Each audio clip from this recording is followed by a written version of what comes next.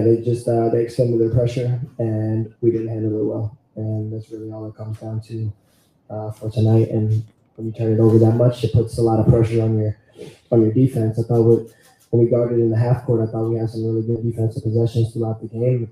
Where we struggle was in transition, get up 20 in transition, and a large part of that is due to our turnovers. So I spoke about it before the game. It feels like it's been redundant, and talked about it pretty much every game of how important it is to take care and value the basketball. And when you don't, you have nights like this. So frustrating for sure. Do you feel like the source of those turnovers is just like individual mental errors? Is it something in the system of not creating, like enough space off ball? What do you think that is? Yeah, I think certain turnovers you can live with when you're trying to make when you're trying to make the right play for your teammate. Those aren't the ones that bother me. It's really the ones that's due to a lack of movement or just kind of careless turnovers. And so those are the ones that put us in a bind. And credit to Washington, they capitalized on just about every one of them. We'll go Carly. Marsh, we've just kind of seen that the third quarter has been the collapse and the catalyst of what has led to these losses. Is there anything that you can pinpoint as to what is happening in the third quarters just throughout the season that's leading to these late game not closing out? No, I think it's been a little different. I think tonight we started off with low energy in the third quarter. I think in games in the past we've had high energy in the start of the thirds, and then we've struggled to finish third quarters. And so today, I'm not sure. I think that I'll have to go back and watch the film. I think overall, we just didn't have the energy consistently, and I think the turnovers took a toll on us throughout the game and started to affect us on the defensive end and whatnot. And so we just got to do a better job of staying poised through those moments and handling that throughout the game. We'll go Jason, second row. Tyler, what's going through your mind during that as you're watching a team throw away a 16-point lead and the energy's not what it should be?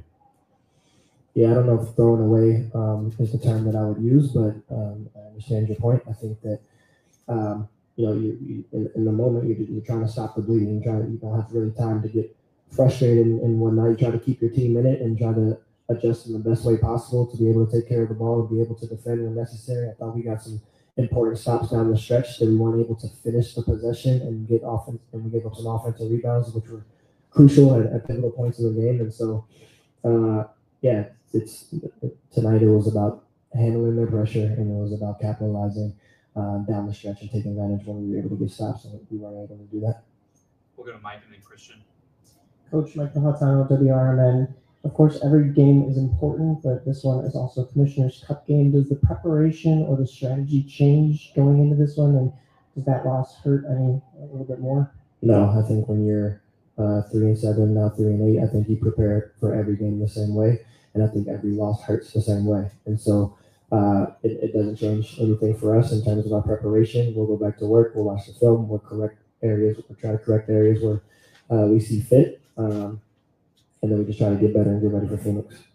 We'll go to Christian, then Mia, then Julia. Coach, you got your first technical foul in the fourth quarter. What kind of led to that frustration, and what did you see in that moment?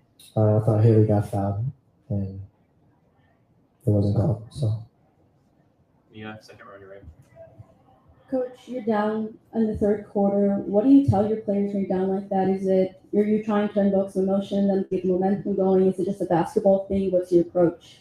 Yeah, I think that throughout the game and after the game, I think a lot of our mistakes are on us. And so from that standpoint, I think that you can still maintain confidence to know that a lot of it has to do with self-inflicted wounds. And so in the moment, you try to stay positive, but also try to have a sense of urgency in terms of what needs to be done, to finish out the game. And I thought at times we were able to do that, and at times we weren't. So it's a balance of that, and you just try to give them adjustments and areas of emphasis as the game goes as best as possible.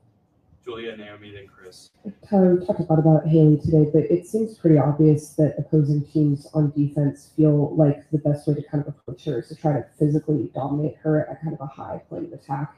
How do you want to see her countering that? Is it a strength thing? Is it what she's doing with her off-ball arm? What can she do to maybe alleviate and make some space? Yeah, I don't think it's exclusive to Haley. I think all rookies kind of get that treatment when they first get into the league, especially those that are all dominant. And so for Haley, it's just a matter of experience and handling that pressure, understanding how to utilize her change of speeds. I talked about that before the game, and it's an area where she can really learn from Sloot. And so being able to utilize that, to be able to elude pressure, but still keep us in our sets and everything, it's part of the learning curve for her. And again, we have confidence that she'll be able to do that. In the meantime, I think that just across the board that we got to do a better job of handling that pressure. Naomi, front row on your left. Coach, we've seen flashes of what this team is capable of, especially in the first half tonight. We've seen it throughout the other games. We're 11 games in now. What do you think it is that's going to have to happen to take you guys over this hump and show your talent, I should say, in the win column? Yeah, I think consistency has been kind of the theme the last few days. We're now a quarter of the way into the season, and at this point, teams pretty much know who you are for the most part. And now it's about us, not just talking about who we want to be and what we want to do, but now we got to go out and execute it. And so, the messaging has just been, nobody's going to give us anything in this league. Nobody's feeling sorry for us. The Sloot was on down. Nobody's feeling sorry for us. And our record is what it is. We got to go out and we got to take what we want. And so that's the mindset. That's the messaging that we have to have. But it starts internally. It starts with us having the mindset that we're not going to put ourselves in a hole. And then we got to stop the bleeding when teams go on runs. It's a game of runs. Every team is going to go through it. We've had our moments where we've been on runs, and we've had our moments where the opponents have been on runs. And so how we manage that throughout the flow of the game is on us. And, we just got to continue to get better. Last few will go Chris on your left, second row. We saw in the first half, especially going up 12 into the break, when this team is in rhythm, how well you guys play. It felt like there's a lot of less thinking tonight. What do you think went into that first half and the rhythm that you guys got into? Yeah, I think we came out with good energy. I think we came out with a good mindset, and we were able to kind of get to our spots and get what we wanted. We were defending, and we were able to play out of our defense. And then as the half went on, and then obviously throughout the second half when it became a little bit harder to get stops, I thought that it affected us on the offensive end and vice versa. And I think that as the physical fatigue wears on you, so does the mental when you're feeling that type of pressure for 40 minutes and for 94 feet. And so again, that's where that toughness comes in, and we've shown glimpses of that throughout the year. We just again got to find that consistency. Last couple goes Zachary, front row on your right. Hey, Coach. Angel and Camila both finished with a double-double today. What is your assessment of them in terms of being able to gel together and work together and grow together? Yeah, I think it's important. I think that cohesion is continuing to grow, especially on the offensive end. I think that they will both tell you that they're not satisfied with where they are, but there's improved growth, that we've seen. But in nights like this, it's a little.